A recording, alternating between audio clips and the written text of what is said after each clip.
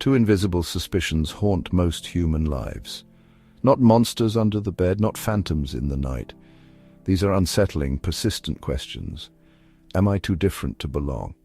Or am I too ordinary to matter? These are the twin fears, the existential ice that freezes us mid-stride in life. At some point, you will likely feel the chill of at least one of them. Some feel both at once.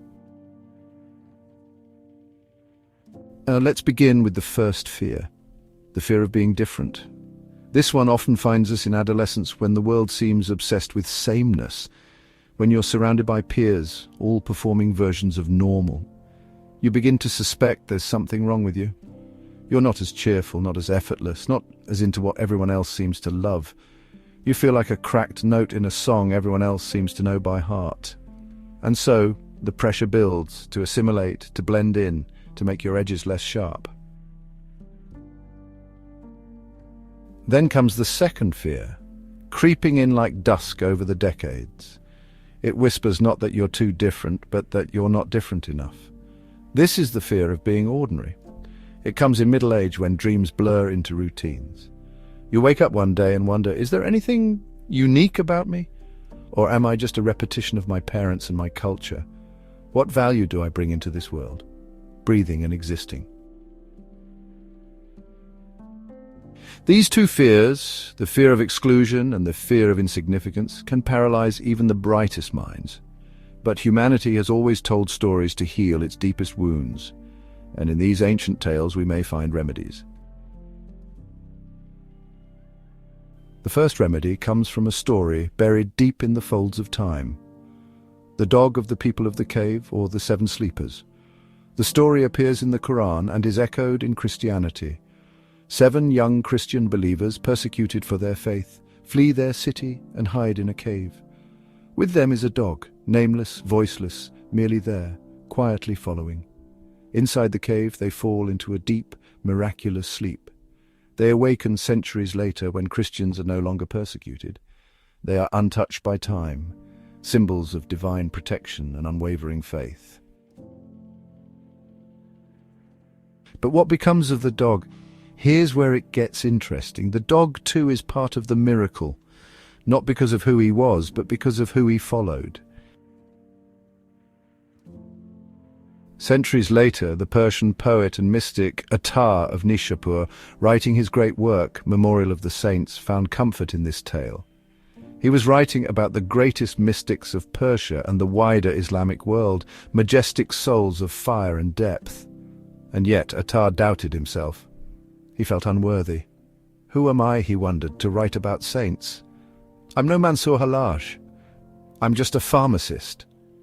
But then he remembered the dog. Even if you are nothing but an ordinary creature, if you walk in the company of the extraordinary, their fragrance clings to you. The breath of their truth becomes yours. So don't worry about being ordinary. Become a student of the extraordinary. You only need to follow your path with sincerity. And now the second story, the answer to the fear of being too different. This famous tale is probably drawn from African folklore. An eagle's egg falls from its nest into a chicken coop. The eagle hatches among the hens, grows up with them, learns to peck, to scratch the ground, to cluck and to fear the sky. The other chickens always sense he's not one of them. He tries harder to fit in, he hides his wings. But no matter how much he conforms, he is rejected, because deep down they all know he is not a chicken. Eventually, a majestic eagle flies overhead. The grounded eagle looks up, spellbound. The sky calls and the wind sings, and for the first time he stretches his wings not to fit in, but to rise. He soars. Philosophers use this fable to speak to all who've been told they're too weird, too intense, too sensitive, too much. They say, yes, you are different, and thank God for it. Do not clip your wings to make others comfortable. They won't appreciate your efforts to conform anyway. Stop apologizing for your nature. You were made for altitude. When you feel painfully ordinary, like your life is a photocopy of a photocopy, Remember the dog. Ordinary beings can do sacred things when they walk alongside extraordinary souls. Find your cave, find your saints, and sit at their feet even if you feel unworthy. Their fire will warm you too.